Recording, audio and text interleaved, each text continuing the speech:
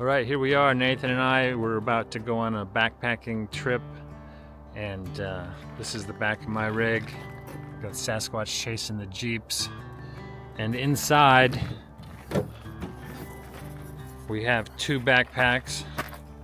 My pack over here, I threw everything but the kitchen sink in there. We're only going 2 miles, so I packed a little heavy. And here's Nathan, epitome of efficiency, nice and lightweight.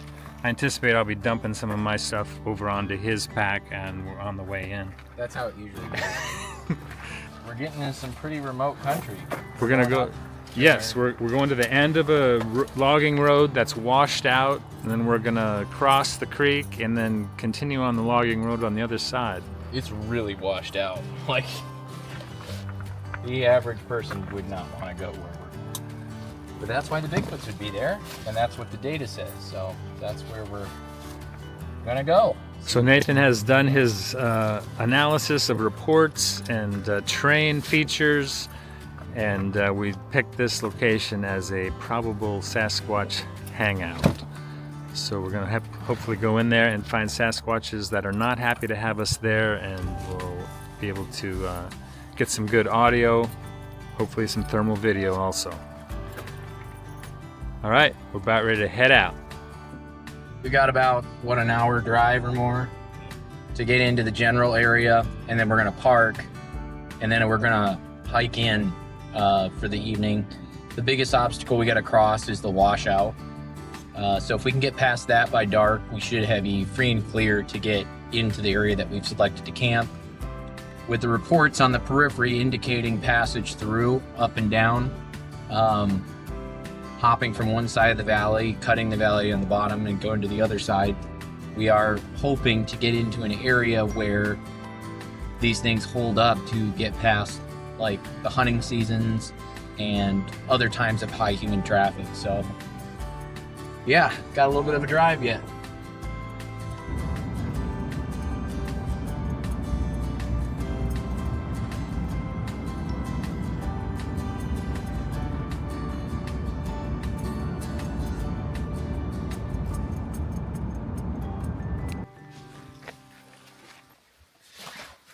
There's Nathan donning his backpack. Oh yeah, getting the hip saddles on. Wait, gotta get I got my thermal in the front and the party in the back. All right. All right, sternum strap. All right, here we go. We're losing light. All right, I'm set.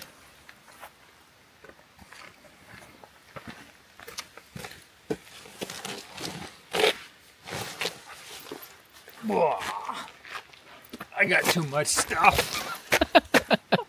That's why I'm carrying the extra stuff. Meaning your extra stuff.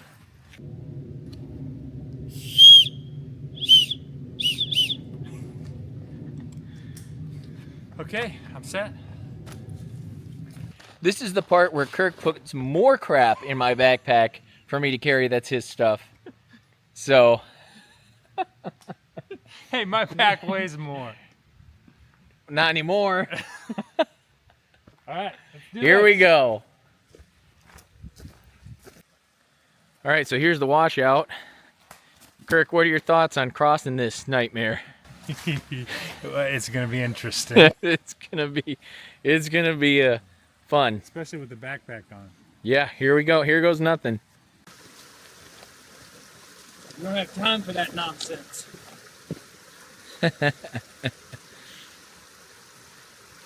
We made it to the bottom now. We just gotta make our way up through all this crap.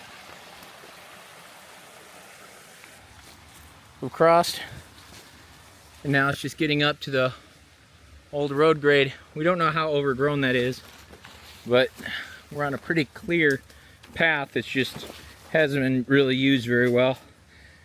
A little bit loose right underfoot here, but it is how this area is being used by everything else.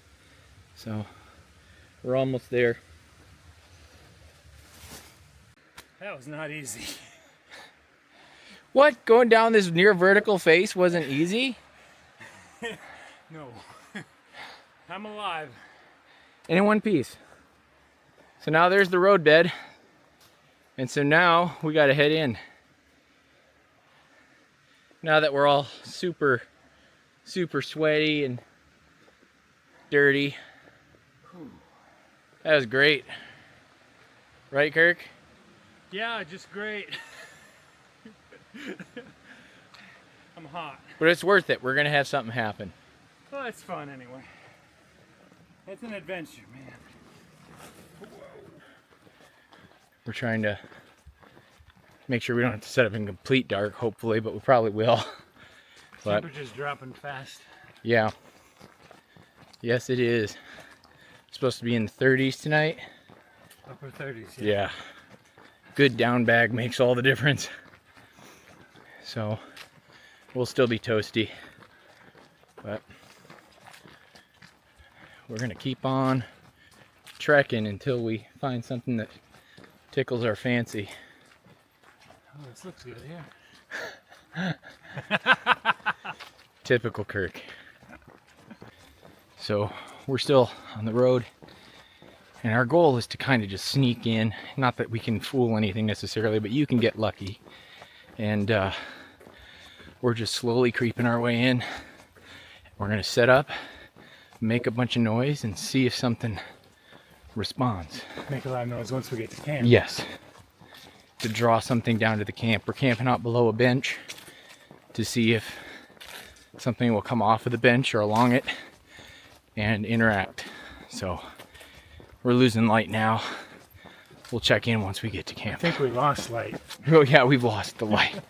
We'll check back in when we get to camps and start setting up. All right, as you can see here, Kirk's got his tent all about set up here. He's getting all this stuff set up. He brought in a chair, which I thought was excessive. And I've got our fake campfire / speaker sounds here. And we're going to just broadcast some calls out probably tonight, some just like human type calls. I got my tent set up here. Got my bag over here for now. Got the audio set up right here on this rock. My tent's all set up, ready for me to crawl in at any given point. But yeah, we're just set up here in the timber, the edge of a spur road. As you can see, this is Kirk's shirt from earlier, from the hike in. It's soaked. Yeah, I did a little bit of sweating. Yeah, he's a sweater. I'm not a sweater. But what's nice is we're camped down under some pretty nice old growth right here.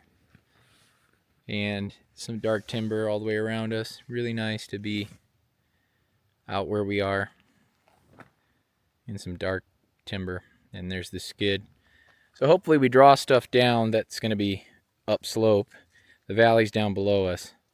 But we're just making some intermittent human sounds and getting the camp all set up. So as we drag into the night, we'll do more and more noises, and then probably around midnight crawl in for the night and see if something approaches. But really quiet on the way in, just nothing. Oh, there's some elderberry growing in here. Yeah, that's the other thing. This area is a carpet of food. It's just salmonberry, elderberry, red huckleberry, devil's club, and then tons of thimbleberry. So plenty of food availability here. We're going to explore up the mountain tomorrow and some of the benches around and see if anything happens. But for now, we're just getting settled in.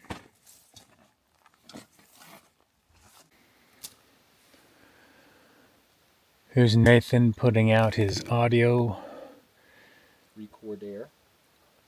overnight audio recorder.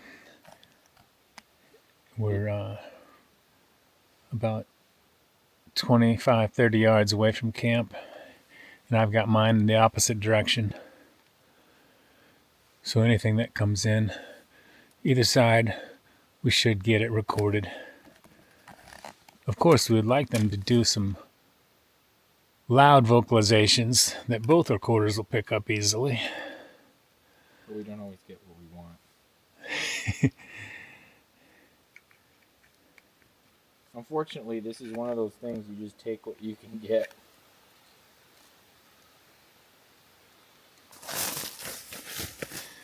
Just showed you Nathan's audio. Here's my audio here. Got it on this bag, or in a bag on the fallen log with a piece of bark over the top of it. I'll hold it in place and protect it a little bit. And just the microphones are sticking out. Been making quite a bit of noise.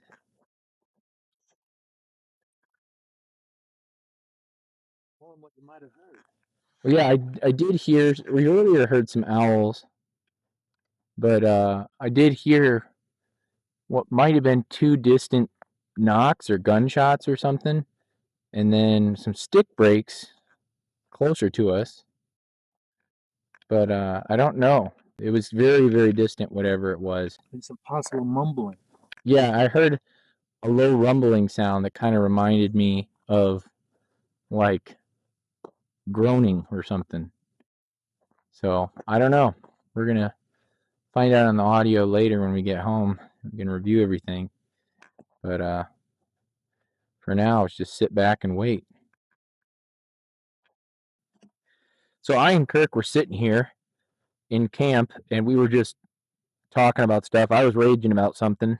I was just going off, and in the middle of me going off, a tree, just big old tree, just went over out there. Probably a tree. It sounded like a tree probably as big around as I don't know, my probably at the base, a little bit bigger around than my leg at the hip. Yeah, a little bigger than that. But it might not have been a tree. It could have been a branch. No, it was a tree. It was 100. I'm telling you, you're gonna hear the audio. You were wearing your hat and stuff, and yeah, it was for sure a tree. And then about 45 seconds after the tree went down, there was 3 or 4 actual steps, like very clearly something walking down there, right where the tree obviously was. You could hear it sounded like it was walking on like large leaf maple leaves or something.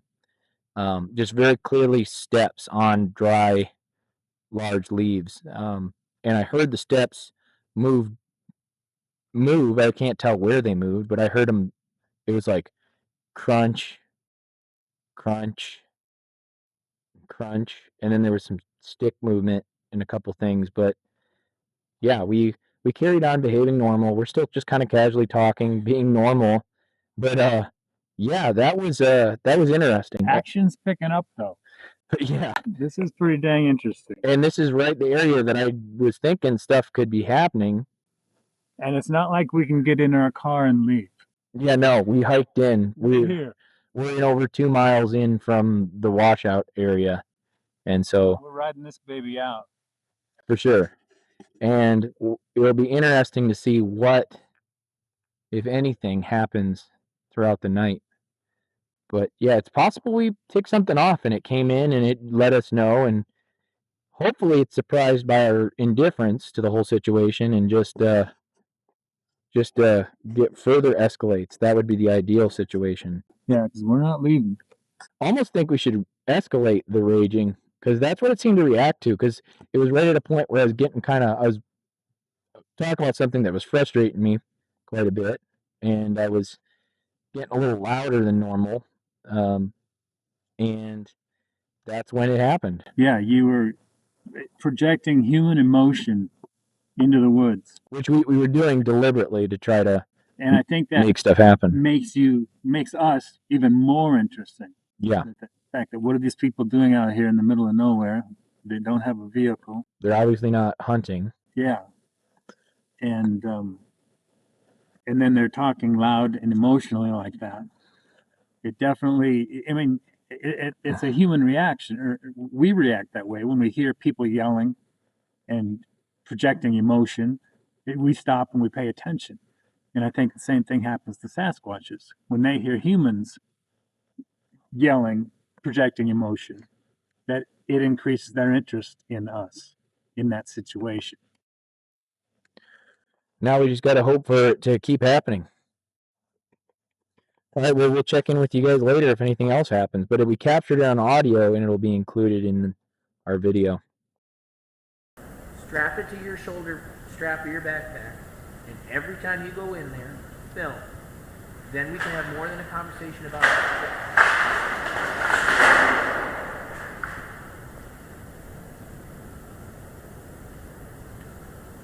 That was cool. All right, so not much has really happened. We did hear 2 thuds below camp, down in the timber, kind of toward where the tree fall was, but not much has happened since. And it's now like just past 11:30, and so we're crawling in the tents to give something an opportunity to come in and mess around. So hopefully something happens. So we're still pretty excited. It was pretty interesting the way it all went down with everything that Kirk noted, and then the steps we heard generally down that direction. So they're still moving.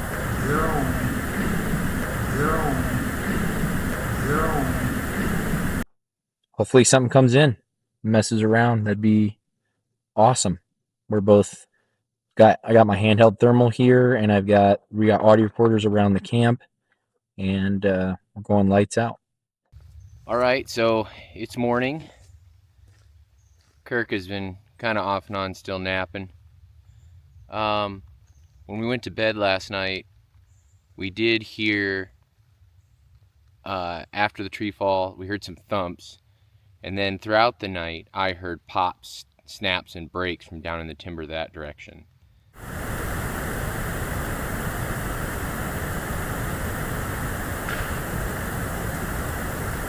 Kirk? Yeah, There's something moving around outside down the ravine. I heard it. It's very nice. So, but we were pretty out too from just all the hiking and the hard time in with all the weight on our backs. So, yeah, we'll refer to the audio recorders and find out what the deal was later. But looking around this morning, getting to see this area in the daylight, it's definitely high quality habitat. It's at least premium blacktail habitat, and I've seen some elk sign on the way up and in as well. So it's just got a lot of food, and there's some really dark timber up in here. So, but we're gonna get up and get moving around. I'm gonna go do a little bit of exploring for a few minutes up and down the road, and when Kirk's ready to get up, we'll have coffee and stuff. So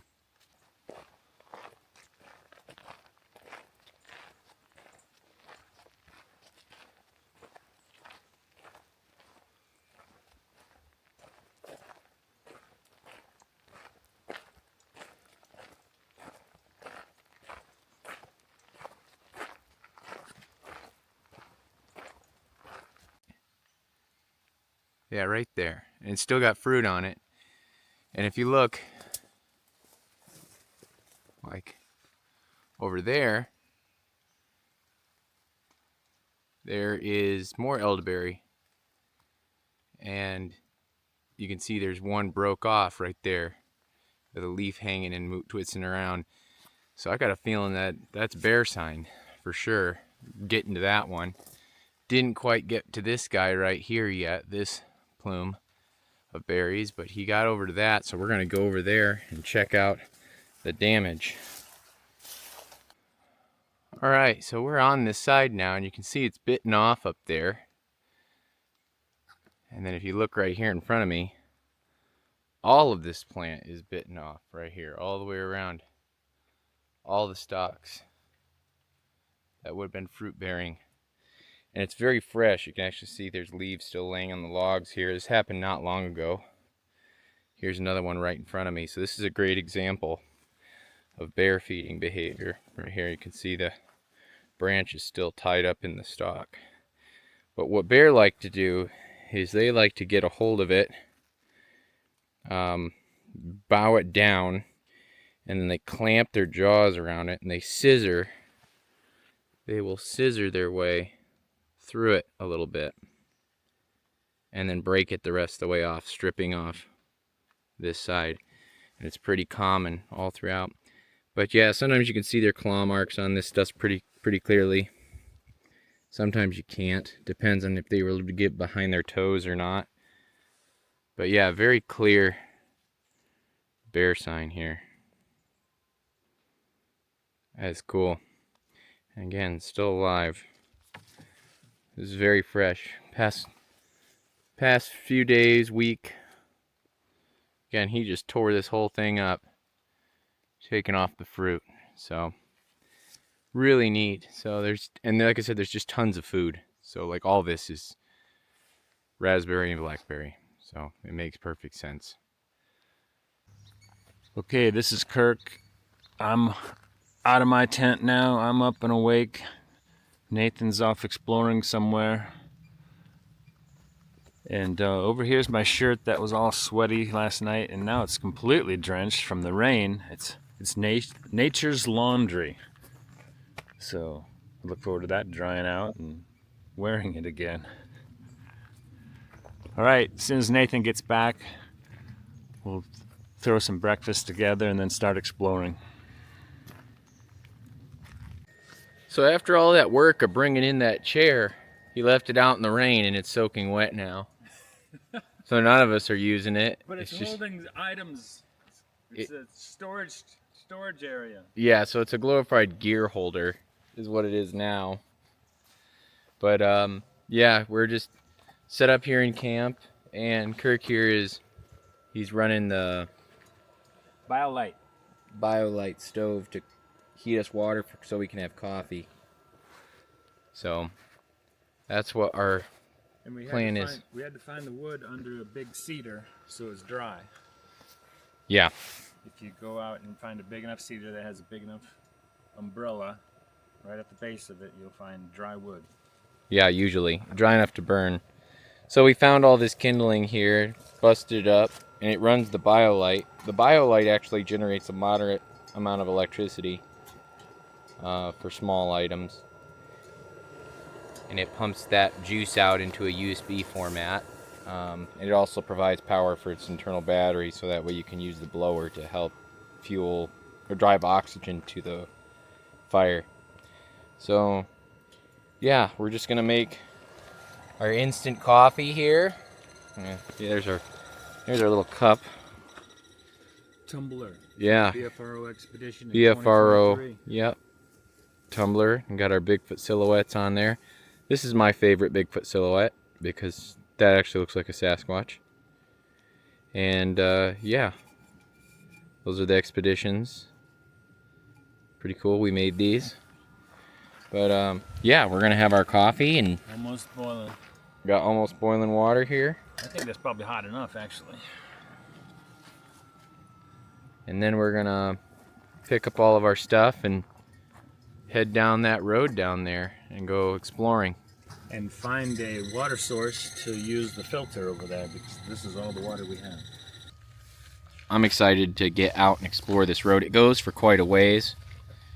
It goes for like over 1.5 miles around in the canyon, so it'll be good to get back in there and just see what's using the road.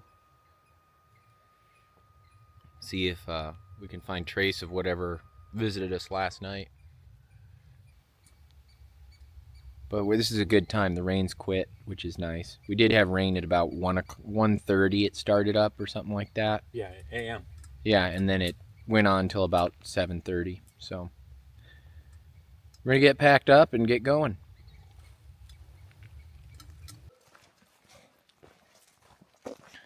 All right, so we were just looking for a spot to go down into the timber to try to find that tree that went over last night.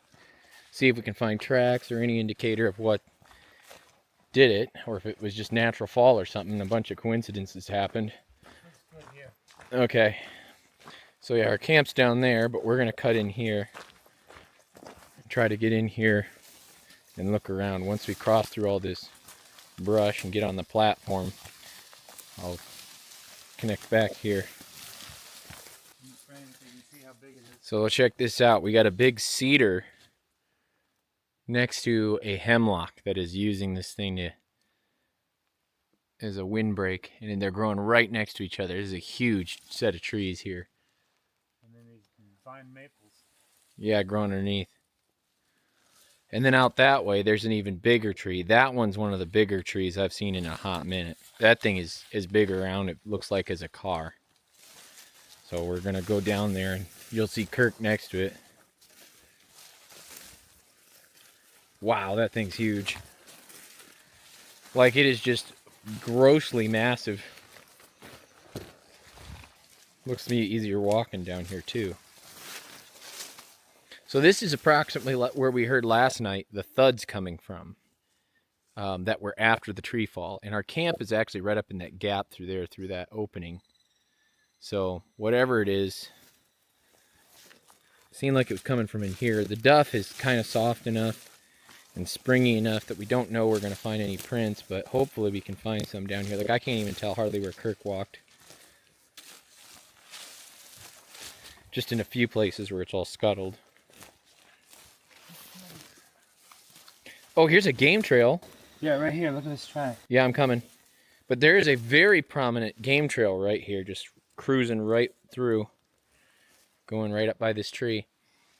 Dude, this is a blacktail superhighway right here. I did not do that. That's quite wide. That's what I was thinking. Yeah, so Looks like it slid a little bit. it does, and it may not. Remember, they got big bendy feet, and that's actually relatively new. See, this got displaced. That was up under there. So right here, there's a big impression here. I'm going to try to get over top of it and film it better. But there's a large impression right here. See if we can film it with some 3D aspect. Yeah.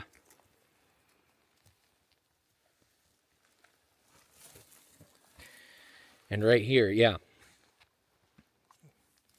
Careful. Yeah, you can see it there. It's about 7.5 inches wide.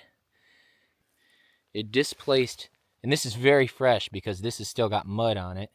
This was up in here like this, and then this was flipped over like that, and then you can see it's all dirty and covered in mud still. So this is very fresh. This was like last night likely. So whatever it is came in along this game trail. At the same time, there's that ripped up stump though. That looks like bear damage right there. Look. Yes, correct. All of this stuff. So it's hard to say whether or not this is bear or not, but this is brand new and this occurred last night. So something very large came through right here and moved up to the trail and left this trail of prints through here. So, but again, it's just so spongy in most of the spots. You can't really tell what's going on because it's just, unfortunately, the Sasquatch foot is bendy and bare feet are pretty padded and soft. So check this out. There's Kirk next to that tree. Like, that thing is huge. So I'll go up it here. I think it's Doug fir. Wow. She's an oldie. Yeah. Still standing.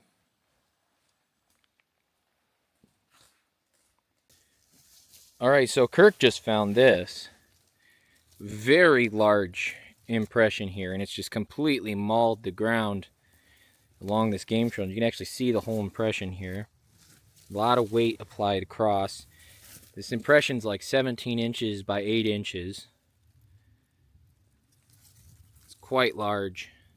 And then over here, in this fern material here, there's a high amount of compression right here. Again, this is along an old game trail, but whatever it is just romped through here going up. I see some fresh deer tracks on this trail. And again, there's just spots of high compression. So just for reference, what we're talking about when we're seeing this compression, like right there, there's a high degree of compression in an oblong format. Like, look at this trail here. I can't even leave a dent where my foot hit. Hardly at all. Like, there's nothing. So this trail, whatever left that giant impression right there, had to have been moving with some weight on this trail. Because like I said, I'm walking on this. And it's wet. And it's wet. It rained last night. And there's no mark that I'm even on here, like at all. And I can't even leave like a faint impression of anything. And we heard thumps last night, which could have been footfalls and slips or whatever. This is crazy. So we're going to look around for the tree. And it's something with smooth bottomed feet. Yeah, that's the pad squeezing the ground. Elk or deer, because their hooves dig in. Drive in, yeah. And that's not what we're seeing here.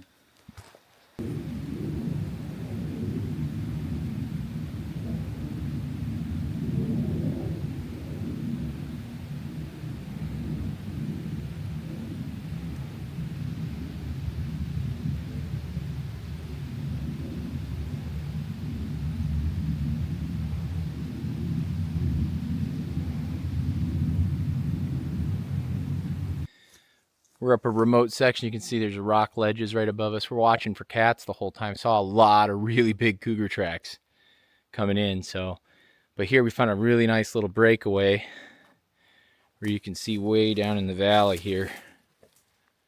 Really beautiful bushing in there.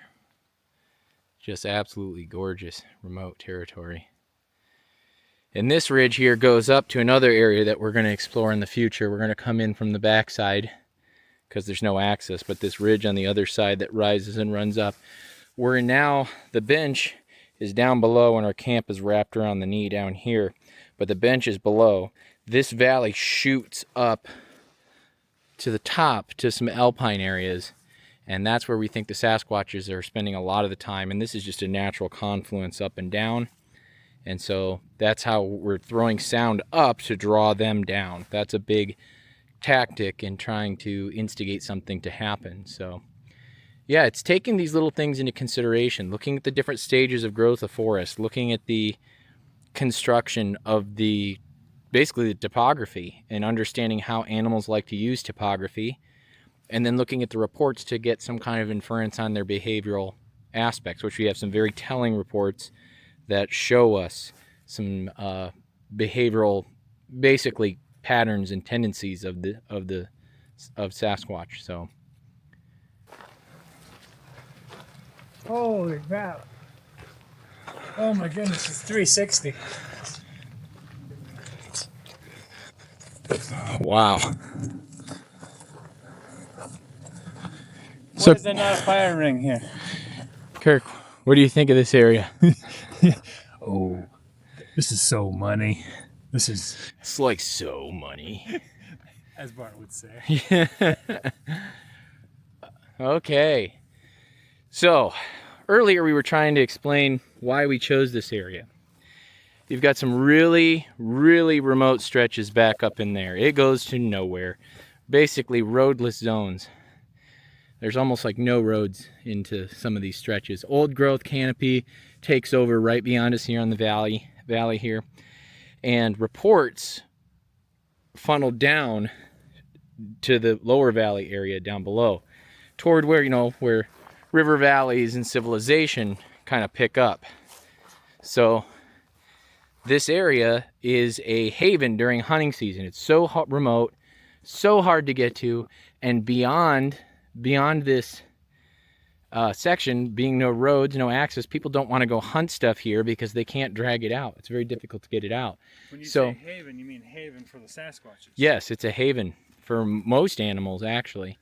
But the other side of this valley takes us up to a giant bowl that I'm convinced the Sasquatch kind of hold out in as long as possible until the snow level descends on it, and then they drop out and head to the river valley. But there is a very special factor to this area, and as you can see behind us, it's super misty and rocky and ledgy. This is exactly what Sasquatch is like. This is what at least the report data suggests this is what Sasquatch like in this area. Yeah, you guys got to hear these acoustics. Go for it, Kirk.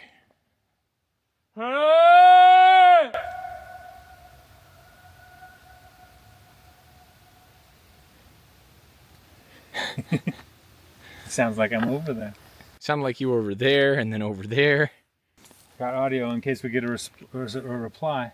We're doing the Chris Spencer method, which is to stick your audio recorder in the back of your cap. We're gonna head all the way back and then go get water at some of the streams at the bottom of the road. So, but very, very remote territory up here. A lot of cat sign, a lot of bear sign, and a lot of deer sign everywhere. And elk. Saw some elk scat up there too. So, just tons of game and food. There were elderberries growing right at the top. So that was cool. But on our way out.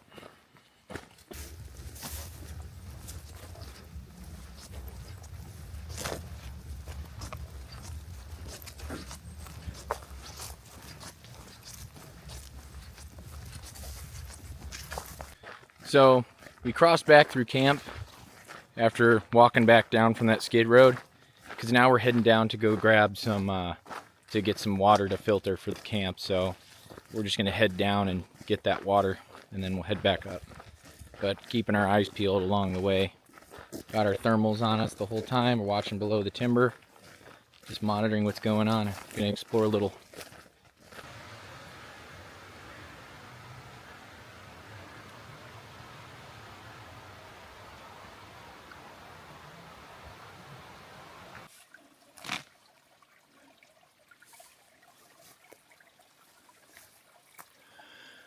Okay, here we are at about the 7th creek we've tried, and we finally found water.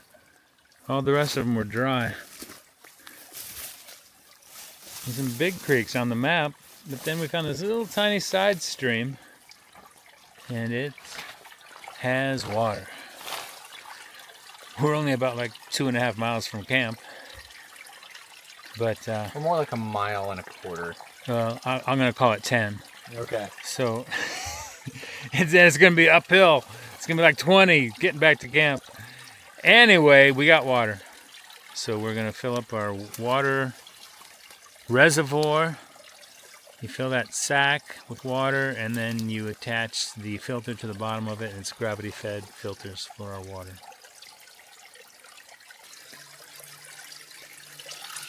Okay, Nathan's pulling out the reservoir. Looks like you got her filled. Nicely done, buddy. Just shy of 1.5. I think that's plenty, right? That'll work, yeah. Thanks for crawling down there. Yep. So here we are coming away from the water source, heading back up to our camp. And I got my shaman here, my pack mule. Sherpa. Sherpa, that's the word I was trying to say. Sherpa. Thank you for correcting me. My Sherpa, my pack mule, carrying the water. They keep me around for some reason. He's starting to figure it out, folks. He thought all this time that I actually appreciated him for his intellect.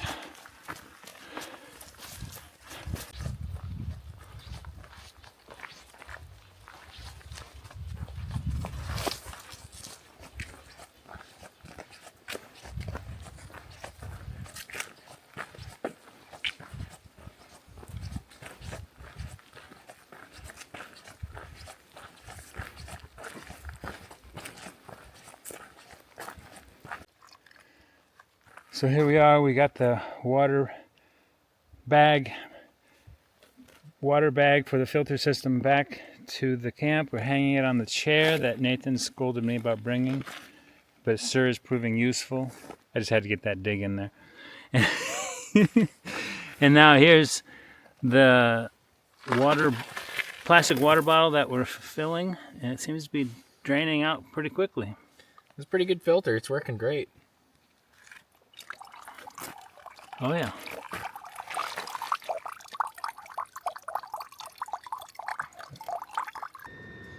All right, so now we're taking our filtered water and we're boiling it to get some hot water for our mountain house meals here. Kirk's got a breakfast skillet each here, and we got this thing going, heating up the water. There.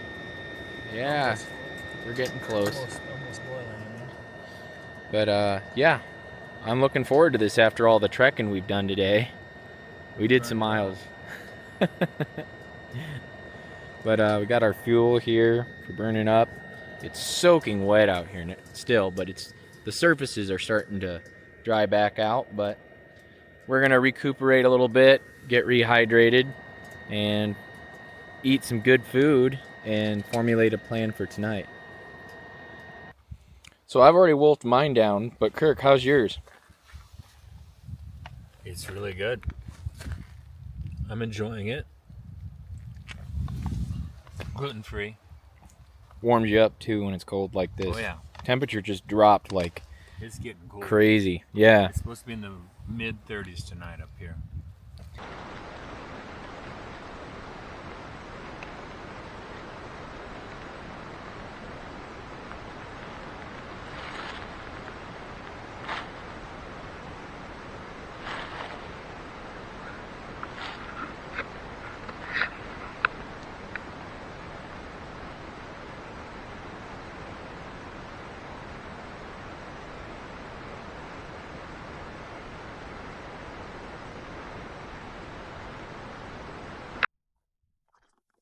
So me and Kirk have been hanging out in camp and just making noises, occasionally yelling hey, pounding the ground with logs and sticks, and just hanging out here in the camp. And not much has happened. It's been pretty quiet. One squirrel we got upset with us for doing stuff, and but other than that, it's been pretty uneventful and quiet. So we're going to keep making noises throughout the evening, and we'll see if something comes in to investigate our camp when we kind of go to bed. So, all right, so it's morning, and we heard nothing while we were staying up. There was just nothing happening. It was super silent, just an owl.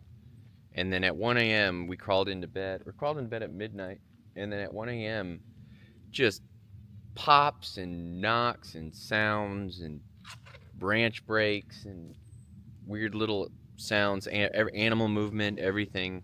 I heard something big in the brush this morning, and we heard some weird knocking type sounds. Some of it was probably woodpecker this morning, but yeah, just really weird. So yeah, we got it all recorded, so we'll be going through the audio and share it with you guys. But yeah, we're gonna pack up and we're gonna get out of here.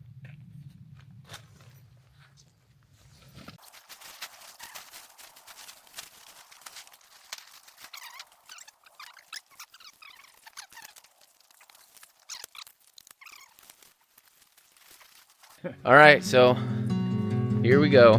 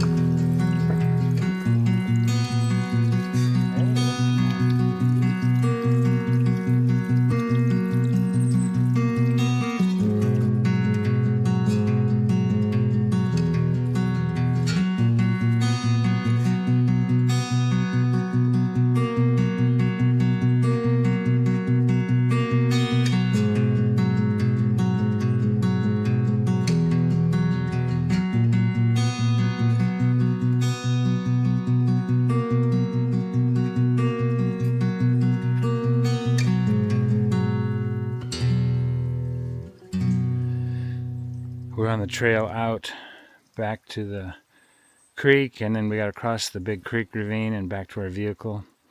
Here's Nathan just soaking in the sun. It was cold last night.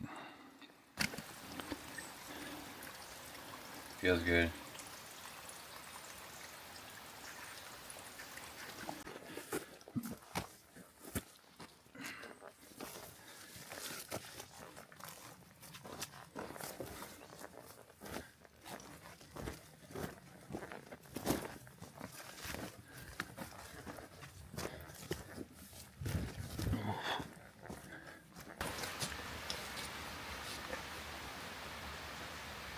Alright.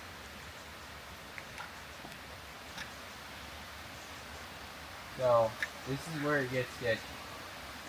This is where it gets sketchy. We gotta go down through the I would go up there. valley. And there's the ravine down there. Alright folks, I'm gonna have to stop filming here pretty soon so I can have both hands to hang on to the slope. Gonna be both hands down here. Yep. Okay, we'll see you on the other side.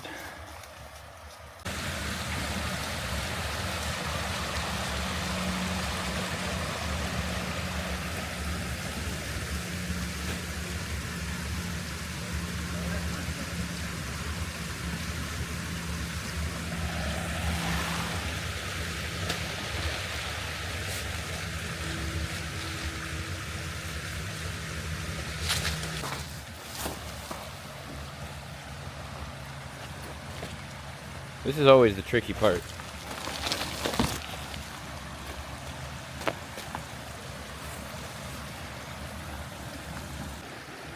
Okay, we came from up there, crawled down that steep slope with heavy backpacks on. Came across this log with my feet. Now we gotta cross over these boulders. Nathan already made it.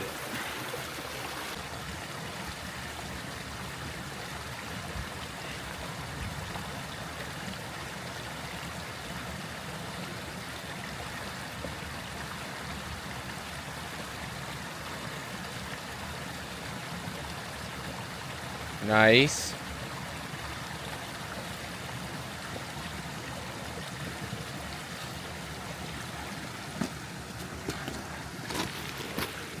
Nice job. Thanks.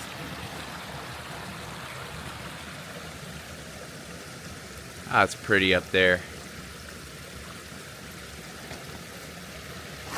Alright, this hunt is a disaster. Look at that. He's gonna make it. Oh! I'm glad that's over. All right. Well, now that we made it back, we can get fed, caffeinated, and sit down. I am very happy that we did it all uninjured. Yeah, uninjured is the key. When you do this kind of stuff, you gotta be careful. The environment can get the best of you, so. Well, we're gonna load up the car now. Nice. All right, Kirk, you ready? Yeah, I acknowledge that you're the better backpack packer than I am. I need to get better at that. But now we're gonna get out of here. We're gonna go get some food, and we're gonna head back to civilization and start going through the audio. But yeah, thanks for joining us. We'll see you guys on the next trip.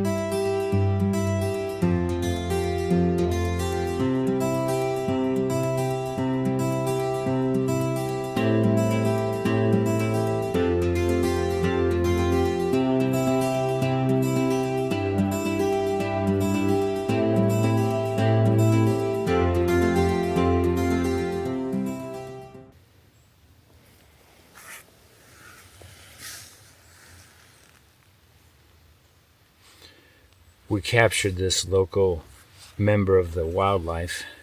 We've been interrogating him for information, trying to find out what he knows about where the Sasquatches are. Tell us everything you know! We may need to change our technique.